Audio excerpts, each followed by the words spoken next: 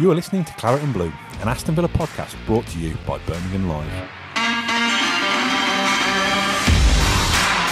Hello, welcome back to the Claret and Blue podcast. My name is Dan Rolinson. I'm joined by James Rushton. James, you must feel about a stone lighter. You've had all your hair chopped off. Yeah, if you've seen Napoleon Dynamite when Pedro gets his hair cut off, that was like me. I was just too hot. I was just like, screw it. Get it, get it gone. I was outside watching England, Scotland in my shorts with my bald head, like, not Matt Kendrick style, but it was all the wind was hitting it, and I was just like, I do wish I'd kept it for that reason, but it was just really, really hot, so it needed to go. It's a great start to the podcast. Seeing as we've mentioned the Euros there briefly, let's talk about Jack Grealish first. This is the kind of YouTube comments section of the show that we do every so often, where all the debate is driven by the comments from the last few episodes. We'll get onto those after this Jack Grealish segment. He finally started for England last night against the Czech Republic, set up a goal after 10 minutes or so, and we're all there on social media going, "Told you, Gareth, why don't you start him? This is what happens." Yeah, I think what I like, though, is the whole thing that Gareth Southgate hates Jack Grealish, and I get why people think that. It's just like he wouldn't pick him at all for the England squad, would he? Like, yeah, like I get it, but we all want to see Jack Grealish playing, but I don't think he hates him. I think that's a step too far. He's probably just got to balance the squad weirdly. The one for me is Jadon Sancho. I don't know why. Yeah, that's weird. That is weird. He's played 7 minutes the whole tournament, which is just a bit ridiculous. But hopefully, and him being taken off annoyed a lot of people as well. I wanted to see him play the whole 90.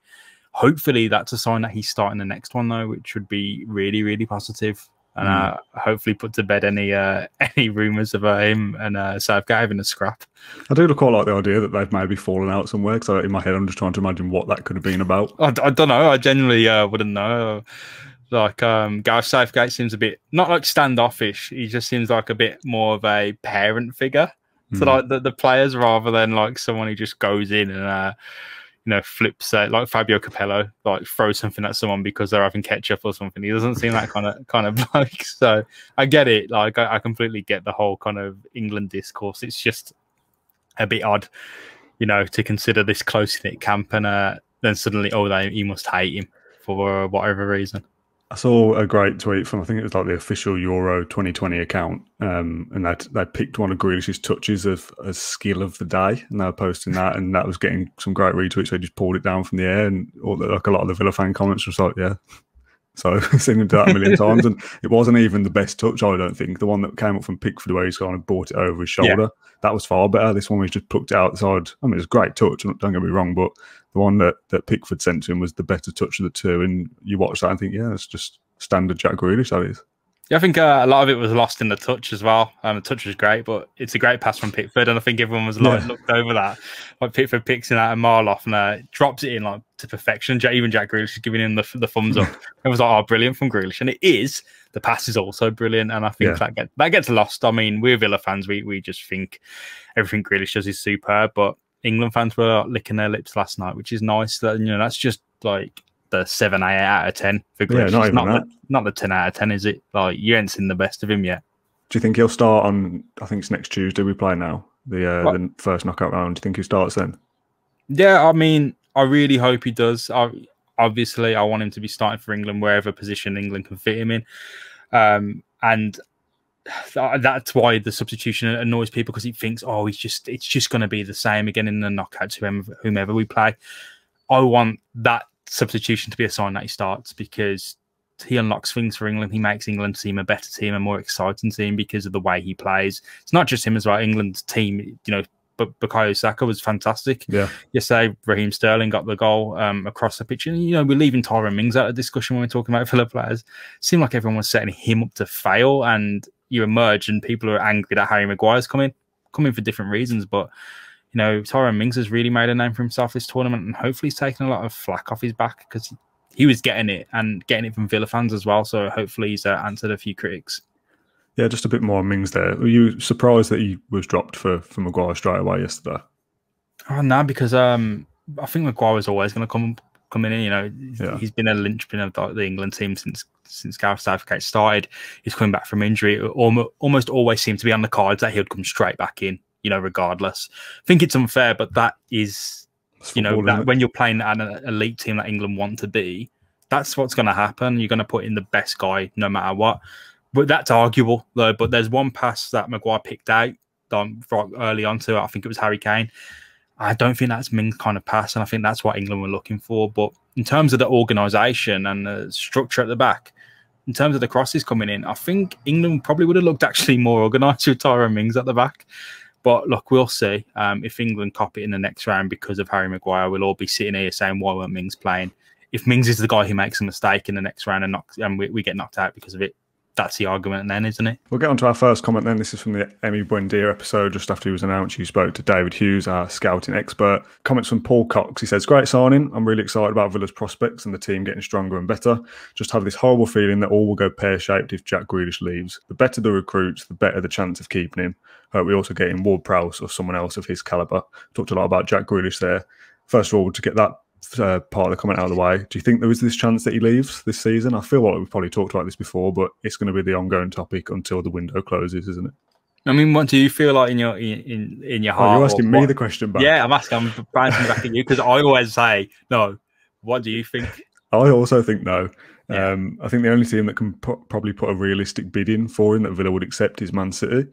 Man City have supposedly bid for Harry Kane a day or two ago for 100 million, and that's probably going to get rejected. So you'd feel like if Man City spend 100 plus on Kane, they're not going to be able to spend the amount on Jack Grealish that Villa would accept. Now, people watching this that aren't Villa fans or people who see this are going to go, oh, Jack Grealish is probably worth, his value as a footballer is probably worth, what, 65, 75 million, something like that, 80 million. But as Villa fans, we'd all say, well, we accept nothing less than 100 because of what he adds to Villa as a team. I don't even know if I'd accept 100, to be honest, but that's probably another talking point. If Villa do want 100 million plus, are Man City going to spend 200 plus on Kane and Grealish in the same window? You'd think probably not, and they'd prioritise Kane because they need a striker. Whether any other club in world football can offer Villa 100 plus for Jack this window, I'm not sure. So I think by virtue of that there isn't an offer there that Villa would accept, he stays for that reason. Yeah, he's only got limited time to be a footballer at the highest level. You know, career's going to be over like that. We've seen it. Like, I mean, the footballers we watch kind of growing up as kids, it's like they're over. It's over in a flash. And I mean, it's still like 8, 9, 10 years, but in that generation, it's gone. And he has to make the most of it. And I hope Aston Villa can give him that platform because he does deserve to be playing at the highest level. And that's not me saying, oh man, I hope Real Madrid come in for him tomorrow. It's not. I want Villa to get there with him, but the clock is ticking. I do think there's no chance he leaves this summer. Like you said, I think common sense says if Man City want Harry Kane, they probably can't get Jack Grealish if they get Harry Kane because it will cost an enormous amount of money to bring Harry Kane into the club. Not just in terms of the transfer fee, but the wages and all sorts, agent fees, all sorts to bring Harry Kane in. But common sense doesn't really apply in the transfer window. And if there's one club that could go, yeah, we want Harry Kane and Jack Grealish right now, it is Man City. Thankfully, Villa have this weird situation where they've got their best player, their star asset, is Jack Grealish, and he loves the club. If it was a different scenario, they would have next to no chance of keeping him because that club comes in with a bid. Villa have a problem, like they've always had in the past, of keeping that player. Because Jack Grealish is so entwined with the club, he loves Aston Villa, it's always going to be in his mind, is this the right time to leave? And I think everyone's aware that it probably isn't. But Villa are a club on the up. They could show more progress next year, and he stays and sees it through. Or he could stay another 2 years and Villa are eventually a club that can buy those replacements and succeed. You know, losing Jack Grealish isn't the blow that it is now. And that would be the scenario, I think, where he leaves rather than going, oh, yeah, I'm off because, Man City have put in a bid. Like, those clubs are always going to want him. He's not, I don't see him getting worse, Dan.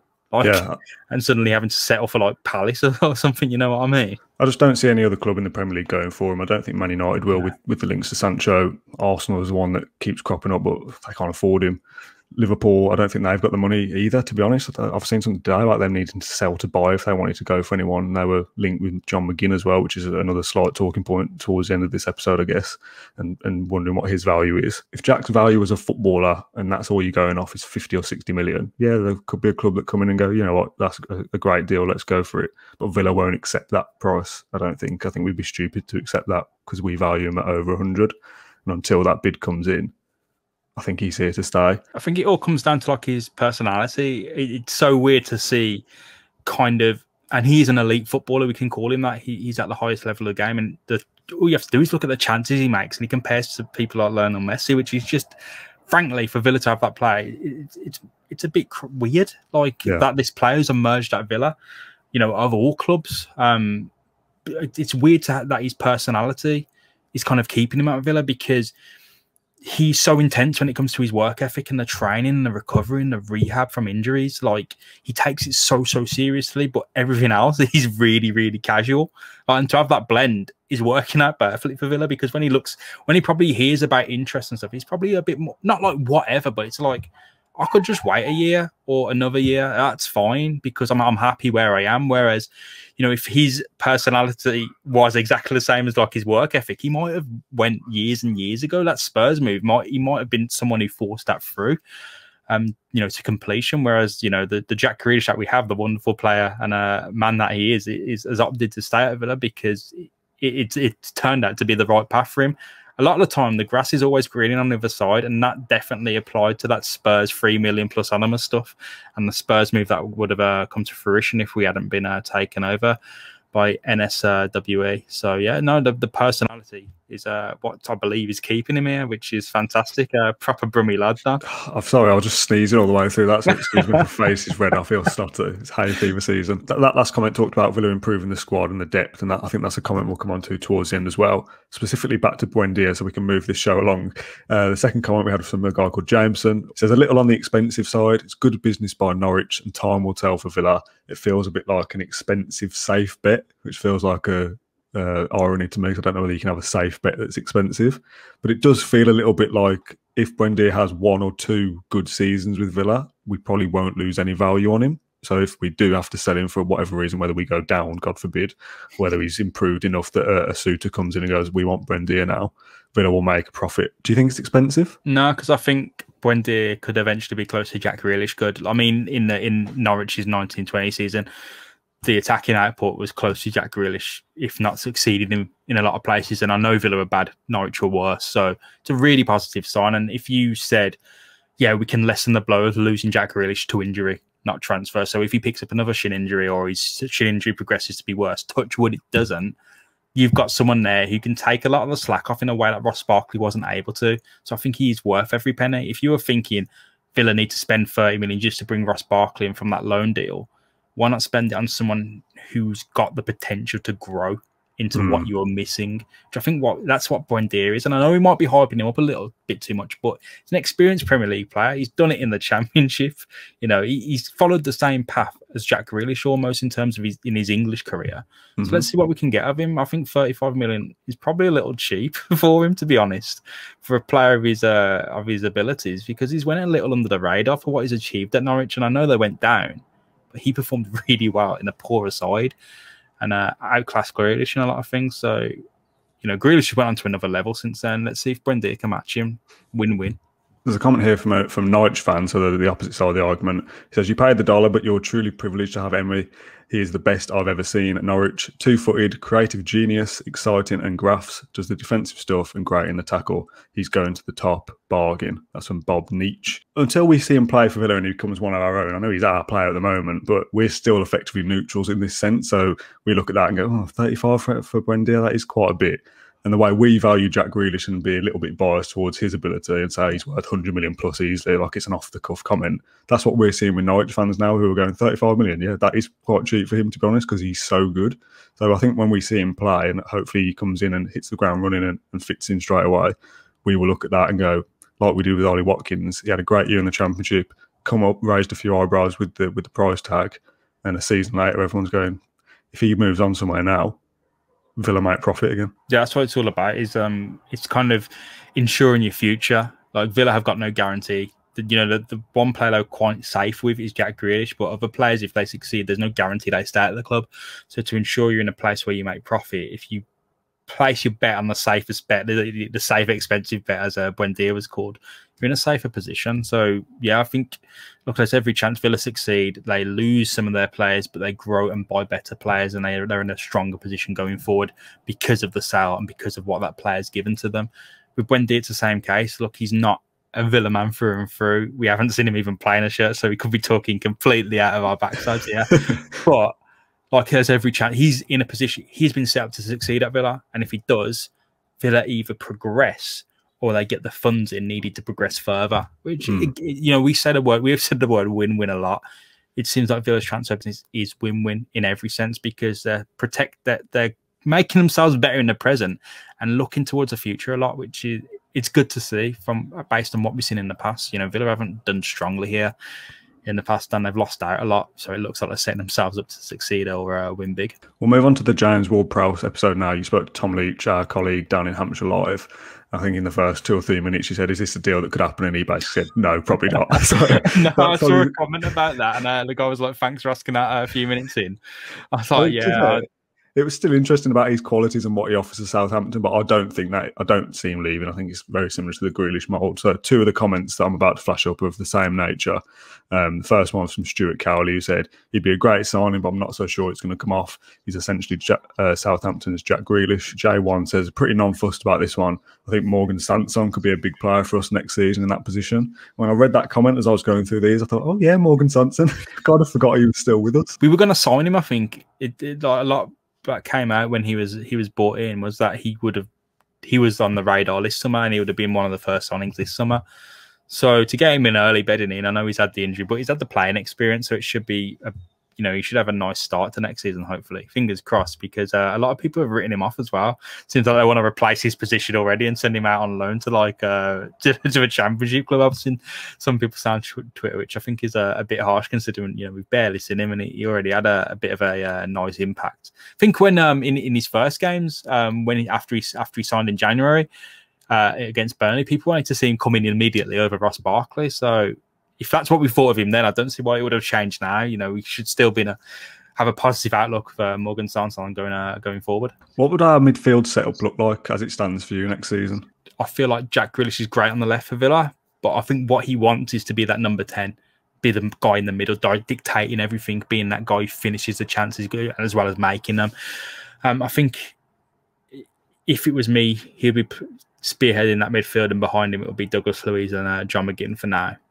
Because that's the best that we've got. We'll see. I think a lot has been said about Buendia playing in the middle, but I feel like he'll be playing that right. And Villa could buy a new left winger or use Bertrand Traore or Amar Al Ghazi. They didn't do too badly last season, but I think in general we want to be progressing. And if one of those players can continue stepping up, brilliant. If they can't, then Villa have got an option because they're loaded. So not bad. It's hard for me to try and guess at this point. I can't see Jack Grealish moving away from the left wings, and that feels like his position now. Yeah, for Villa and for England when he plays. I'd like to see Buendia at the 10, but then he's played most of his football out on the right hand side, so you think, well, he plays on the right still. So that means either Villa have got to sign a new number 10, which seems pointless when we've got basically 2 creative number 10s playing out on either side. So why wouldn't you just bring one of them in the middle? So that makes me kind of feel like Grealish, Buendia, Traore is your 3 behind the striker. I mean, it's not bad, is it? But I mean, Traore succeeded for me last season. It's the player I picked out a lot in the award show. I think I picked him out 2 or 3 times for 3 different awards. So I can't sit here putting him down. If he continues progressing, that's brilliant for Villa. I think, it's just, I think right now, would you call him the starting option? That you'd hope. Probably not. But that being said, we said this about Amar Al Ghazi last season, and he succeeded for me. In that last season. So there's a lot to be seen and there's a lot still to happen. I mean, we have to wait for the dust to settle to kind of answer this question, I think. Yeah, that's absolutely fair. We'll move on to the Ashley Young podcast now. And this was a podcast that seemed to divide opinion either 2 ways. You're either absolutely pro the move and said, yeah, what a great deal, or you're absolutely against it, including one person that I've not done a little graphic for that said, like, don't want him back. When I see him come on the pitch, I'm like, totally against it. I'll turn my back on the team if he ever starts for us. And I was like, it's a bit extreme, but everyone's got the right to their opinion. The first one I picked out was from Roy Jones. He says, we'll get 10 decent games tops, and you're on about the wage not being too high. Bearing in mind he's not coming on a free transfer. He's not going to take any less than 100k a week, and to me that isn't worth it. Sorry, lads. First of all, you don't need to apologise for your opinion. 100k a week seems very steep for Ashley Young. I'd be surprised if he was even on 60 grand, let alone 100. And like I think you said when you kind of broke down the deal for one season, with no transfer fee and 50k-ish a week, you're looking at about 2 or 3 million for the season. And for what he brings and his experience, we were probably paying more for Ross Barkley last year. So that still seems like a worthy deal to me. I mean, if it's 100 grand a week and he's here for a year, and there's no other option, in the contract, that's still really, really cheap. Like the problem you have with wages, I think people look at big wages and they go, "Oh God, we can't have that again." The problem with big wages is big long-term contracts. Yeah. That they aren't set up in that way. If it's 100, they're not like NFL contracts where you can kind of like backload it and make it work for the salary cap. If you're paying 100 grand a week, you're playing that for 5 years. If it's a 5-year deal and there's no way out of it, that's what gets you stuck. It's not taking the option, the 1 year and paying 100 grand a week for 1 year, because that's like 5 odd million. It's not. Would you pay 5 million for a backup left back, one who could potentially start, a backup left winger as well? Yes, you absolutely would, especially if that's one who has been in the Antonio Conte side, so he's very fit. Someone who played a decent part in winning a title in Italy as well last season. I think he isn't on 100k though. This is what we've got to say. A lot of people have guessed. I think a lot of the reports say it's close to 50. So that's even better. You know what I mean? And it's only a year, so we're never going to know exactly what he's on. Information with contracts is always all over the place, as you know, Dan. But he's not on 100. I don't think he's on 100k a year, not even close to it. More so half, which is a great deal for Villa. Well, yeah, like you said, if it's 5 million for a backup left back, if you were signing a backup left back for 3 or 4 million transfer fee and they're on 30 grand a year, that'd still be more expensive than Ashley Young over the course of their contract. So it feels like it makes sense to me, and the comment that backs that up from Big Blooms, which is a great username, says, "I really didn't get the Ashley Young signing at first, despite all the good memories. However, looking at how influential Neil Taylor was with the academy guys, Ashley Young is a serious upgrade. He has previous experience with Villa, Man United and Inter Milan, winning cups and titles and playing for England. What he can share with the young lions off the pitch is massive. He also provides great cover for right back and left back, and also both wings. Very positive move, both on and off the pitch." That seems to be a comment that aligns with our opinions more so than the comments in the YouTube section. It seems to be very, very 50-50 on the Ashley Young deal, which either side is going to find out either way, aren't they, at the end of the season? We're either going to look back next year and go, "Christ, that was a waste of money. He barely played," or "He was poor for us," or we go, "Well, what a great deal that was. Can we have him for another year?" The concern for a lot of people was, this isn't Villa's model and not Johan Langer's model. It's not what they do. Why are they doing this? And actually, I think it is, because in the past, you had to overpay for experience. If you had to buy Ashley Young at 35, you'd be paying a transfer fee and a lot of money to bring him in, or even at 36, 6 odd years ago, 5 odd years ago, whatever it is, you'd be paying a lot of money for experience. Experience was always incredibly valued, almost overvalued, whereas youth and potential wasn't. Now you're paying a lot more money for players who don't have experience. You're paying a lot more for potential. So to go the opposite direction and get experience cheaper does fit the model. It's just changed. I think a lot of people look at it in the kind of football manager terms, and you go, "Oh yeah, I'm gonna, instead of buying the quote unquote overpriced left back, I'm gonna go and look for a cheaper one." That cheaper one doesn't always work out to be cheaper though. And in fact, nowadays, if you were to buy a left back with the kind of potential you wanted or the kind of impact that you want Young to have, it would be more expensive than getting Ashley Young in, which to me, it's a ridiculous way of looking at it, but that's the reality of the situation. Is you'll pay a lot more for a younger left back. One of the people in Villa's recruitment team is Rob McKenzie. He used to work at Leicester, and he spoke a lot about signing experience to fit a certain need, and that need isn't necessarily on the pitch. It's to build a transfer profile, and they did this with Esteban Cambiasso, who they bought in for a season before they won the title, because he could provide it on the pitch need instantly. He could also improve the team as well, but he could provide them. He could show them what they were missing in terms of a player profile. Who's the people in the transfer market that can then provide this to us? Who should we be looking for in the lower leagues or in the French league? The player that turned out after that was N'Golo Kante. So, you build a profile for left back. What do you need? A Matt Target? Or do you need an Ashley Young? Because you can then get Ashley Young on the pitch, see what he gives to Villa, and find players exactly in the transfer market. You map out like Ashley Young. So that could be another reason why they do it. But there's a multitude of reasons why they've done this. Not only to have Ashley Young back in the team and performing, he can provide a really, really useful tool in the transfer market going forward. We'll move on to a couple of general squad questions to end. I think there's a transfer related one at the back end of this as well. The first comment from Lee Johnson says, "We're a top quality defensive midfielder away from having a starting 11 that could challenge for the top 6, but the squad needs more quality and depth to sustain that challenge over a season." And a follow-up to that from Alex Byrne, maybe 2 or 3 more signings and we can genuinely push for that top 6, providing Jack Grealish stays fit. Jack Grealish staying fit is massive for Villa next season. He needs to play the whole season. We can't have him missing for a third of games again with a niggling shin injury for the second season in a row. If Villa want to get into the top 6, Jack Grealish needs to play the whole season and play very well. And also the comments about defensive midfielder, that feels like the position that Villa need to fix next for me.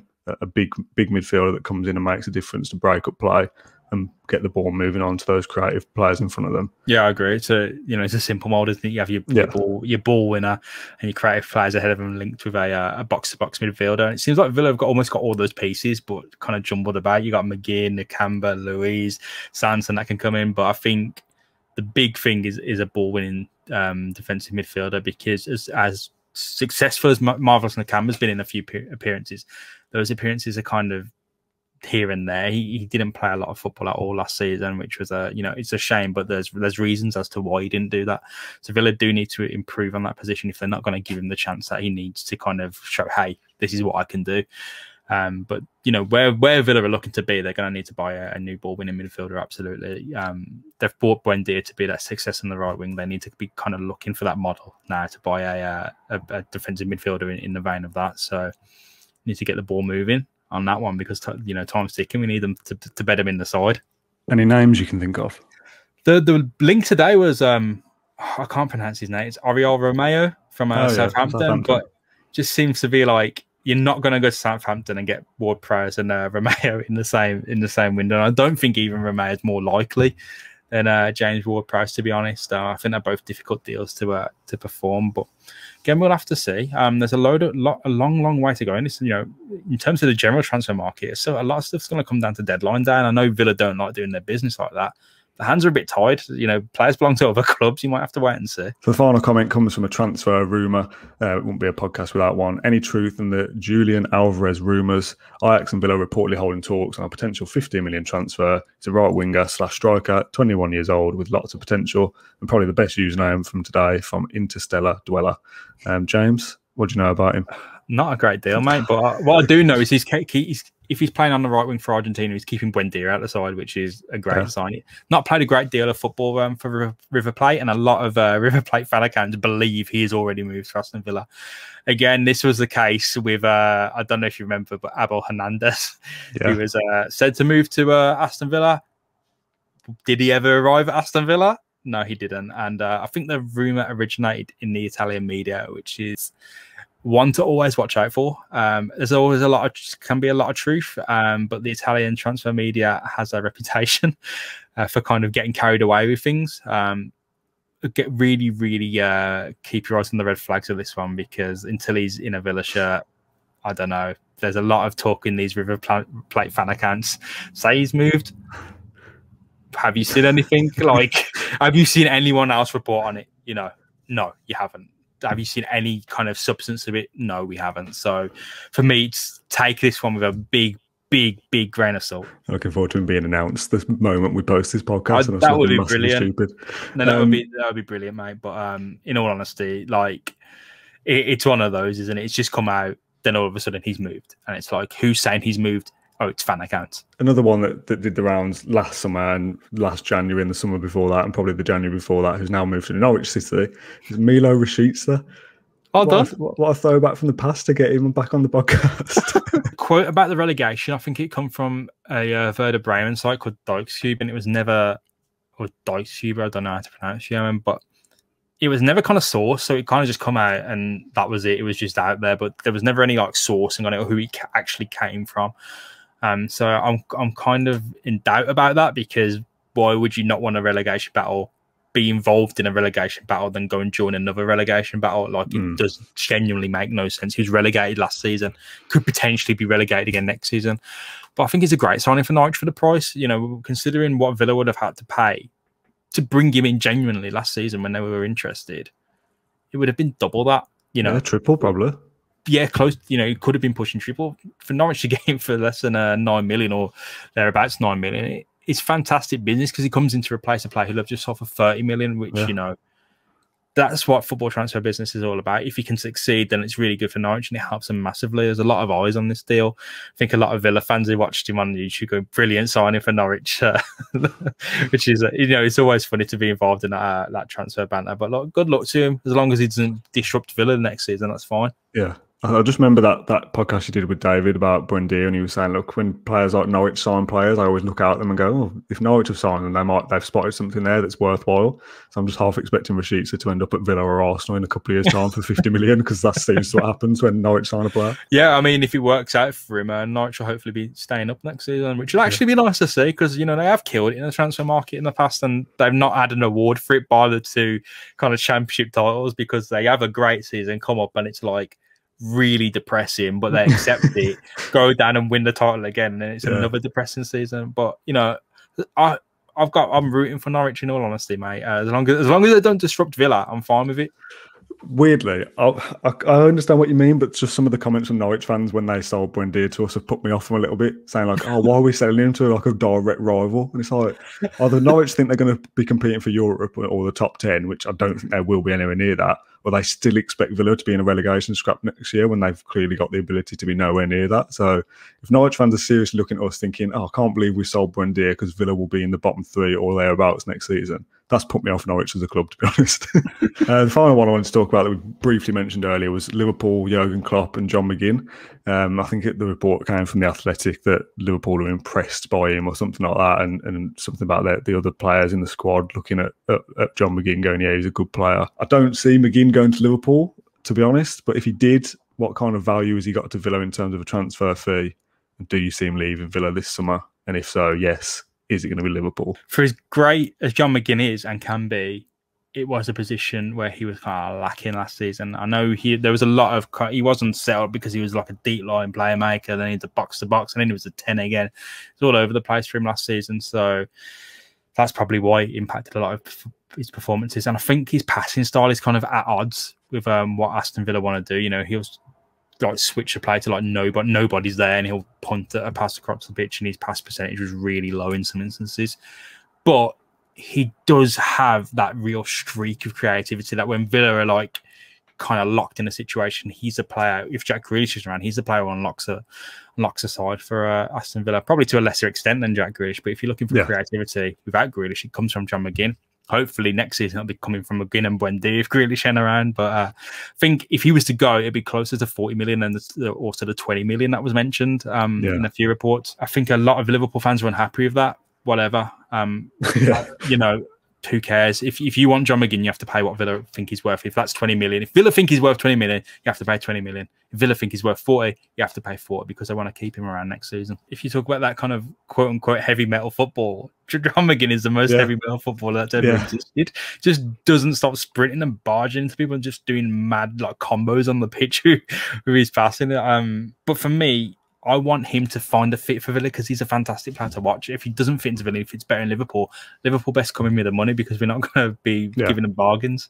I also saw that you got mentioned in an Athletic article by Yaya Toure about how he uses his bum well. Did you see this yesterday? It felt like we all knew this. We all knew this. We knew about it, but there was an article by Yaya Toure about the importance of using your bum in football, and I just scrolled past it and was like, is it the 1st of April? Like, why is this content? Why is Yaya Toure writing about bums in football? But John McGinn got a shout in that, which, is bizarre.